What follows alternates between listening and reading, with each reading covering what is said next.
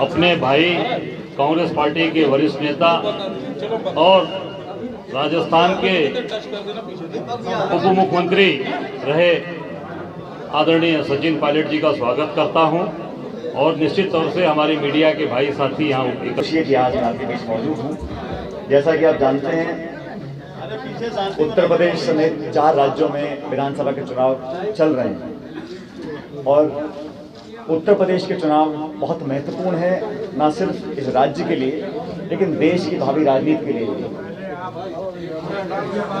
पिछले 5 साल से उत्तर प्रदेश के मुख्यमंत्री योगी जी का शासन चला है और अक्सर भाजपा के साथी बोला करते हैं कि डबल इंजन की सरकार है। लखनऊ में और दिल्ली में दोनों जगह पूर्ण बहुमत की सरकार ये लोग चला रहे हैं। दुर्भाग्य इस बात का है कि जिन बातों को बोलकर, जिन वादों को कहकर सत्ता में काबिज हुए थे लखनऊ में और दिल्ली में, आज 5 साल यूपी की सरकार को और लगभग 7 साल केंद्र की सरकार को पूरे हो गए।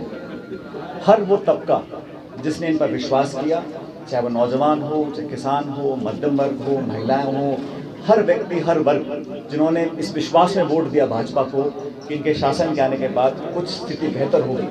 और ये वादे जो किए थे, ये भाजपा ने खुद किए थे कि किसान की आमदनी 2022 तक हम दुगनी कर देंगे, हर व्यक्ति के खाते में 15 लाख रुपए जमा कराएंगे, महंगाई को कम करेंगे, करप्शन को खत्म करेंगे।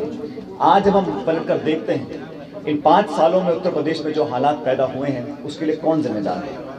आपके यहाँ ऐसे मुख्यमंत्री हैं जिन्होंने 5 साल तक किसी की पीड़ा नहीं सुनी, किसी वर्ग को राहत नहीं दी, और ऐसी केंद्र की सरकार जिसने लाखों करोड़ों रुपए माफ कर दिए चंद उद्योगपतियों के, लेकिन किसानों को जो निवाला उनके मुंह में जाता था वो छीनने का काम किया है। 5 उपचुनाव हुए, हर जगह बीजेपी हारी और उसके बाद बीजेपी ने इन 3 काले कृषि कानूनों को वापस लिया, दबाव में लिया, कोई वार्ता नहीं करी। जिन किसानों को आप अलगाववादी बोलते हैं, उग्रवादी बोलते हैं, उन पर आप अत्याचार करते हैं, कील कांटे बिछाते हैं, जेलों में डालते हैं, उन पर आक्रमण करते हैं, अंत में जाके अन्नदाता की जीत होती है और आपने सत्य को प्रमाणित करते हैं। और हकीकत यह है कि देश में जो किसान है उत्तर प्रदेश का खासकर, उस पर जो कर्जा है वो कई गुना बढ़ चुका है। जो उसकी लागत है, खाद, बीज, तेल, डीएपी, यूरिया, सब महंगा हो गया।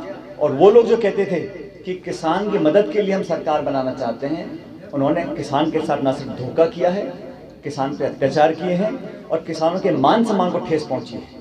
आज वो केंद्र सरकार के मंत्री जिनके पुत्र के ऊपर आरोप लगे थे, जिनका नाम एसआईटी ने लिया था, उनका चार्जशीट में नाम नहीं है, उनको बर्खास्त नहीं किया गया।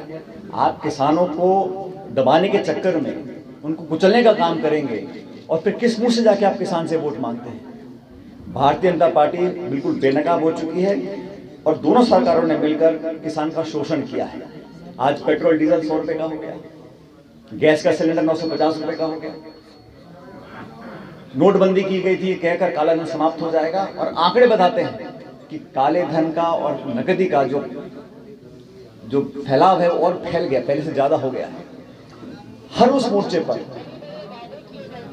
मोर्चे पर जिनको वादा किया गया, मैनिफेस्टो बनाया गया, आज कांग्रेस पार्टी की तरफ से हम लोगों ने ये दस्तावेज जारी किया है। तो दुगनी हुई नहीं है, लेकिन दर्द 100 गुना हो गया है आम व्यक्ति का और खासकर किसान का।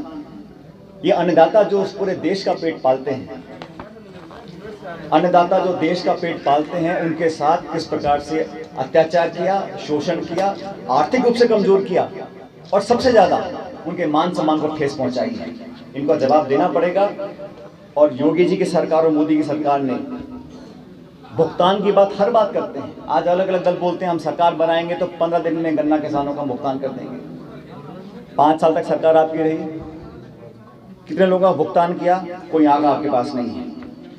हर मोर्चे पर खासकर कृषि के संदर्भ में जो भारत सरकार का खुद का आंकड़ा है, एनएसएसओ की रिपोर्ट बताती है कि जो औसत आय है किसान की वो 27 रुपये प्रतिदिन हो गई है और जो कर्ज है प्रति किसान पर वो 74,000 रुपये का कर्ज किसान के ऊपर हो गया है।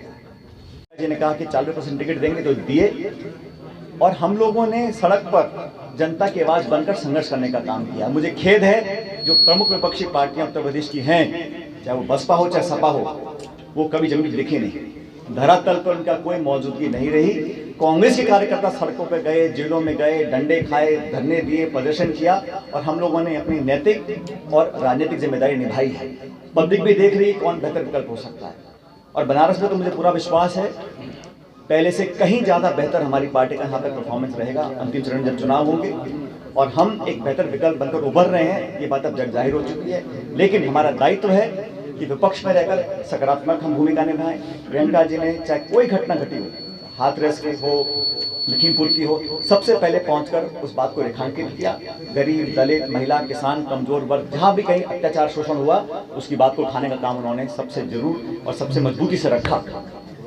देखिए, मैं भविष्यवाणी नहीं करता हूं, लेकिन मैं इतना जानता हूं कि जो विकल्प हैं बसपा को जनता देख चुकी है, सपा को देख चुकी है और भाजपा को तो भुगत ही रही है। और हम लोगों ने एक ब्लूप्रिंट तैयार किया है कि उत्तर प्रदेश में हम आगे क्या चाहते हैं, किसानों के लिए हम लोग क्या करना चाहते हैं, महिलाओं के लिए क्या करना चाहते हैं। तो एक बेटर वायबल ऑप्शन बनकर कांग्रेस पार्टी उभर रही है। मुझे लगता है हमारी परफॉर्मेंस बहुत अच्छी रहेगी।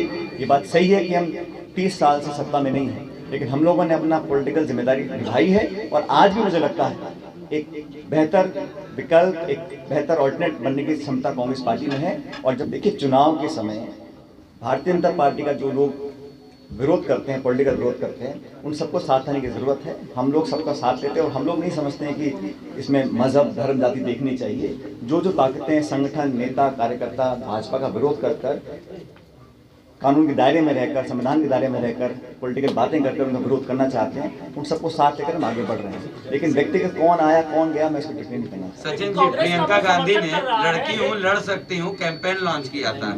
जो उस कैंपेन की पोस्टर गर्ल थी, आज वो भारतीय जनता पार्टी में शामिल हो गई हैं। इस पर आप क्या कहेंगे? देखिए, हम लोगों ने, प्रियंका जी ने वादा किया था कि हम 40% टिकट महिलाओं को देंगे। पहली बार इतने बड़े राज्य में किसी पार्टी ने इस संकल्प को लिया और पूरा किया। सब लोग जो टिकट मांगते हैं वो टिकट मिल नहीं सकता और ये तो चुनाव का समय है, कुछ लोग आएंगे कुछ लोग जाएंगे, लेकिन कांग्रेस पुरानी पार्टी है। जैसे मैंने पहले कहा, इसको लेकर आप पर लगातार हम बीजेपी हम पे क्या, बीजेपी तो सारे मंत्री छोड़ के भाग रहे हैं। उनको बीजेपी के तो मंत्री विधायक टिक ही नहीं रहे हैं। अब इतना अगर उनको अपने ऊपर विश्वास है कि वो कितने 300 पार, 400 पार, 500 पार की बात करते हैं, तो उनके विधायक, उनके मंत्री आचार संहिता लगने के अगले दिन ही, क्योंकि तब तक तो उनको डंडा पड़ सकता था, लेकिन जब आचार संहिता लग गई तो सब छूट भागे हैं। तो ये बात ठीक है, संसाधन हमारे पास भाजपा जितने नहीं हैं, मीडिया और जो बाकी खर्चा वो करते हैं उसकी तो गिनती नहीं है, लेकिन हम लोग सैद्धांतिक रूप से पुरानी पार्टी हैं, हम लोग कार्यकर्ताओं के साथ मिलकर काम कर रहे हैं और मुझे लगता है कि मेहनत का फल हमेशा मीठा ही होगा। प्रियंका जी चुनाव लड़ेंगी क्योंकि अखिलेश यादव चुनाव लड़ रहे हैं, योगी आदित्यनाथ चुनाव लड़ रहे हैं। इस पे तो खुद ही बोल चुकी हैं कि अभी निर्णय लिया नहीं गया, पार्टी तय करेगी क्या करना है।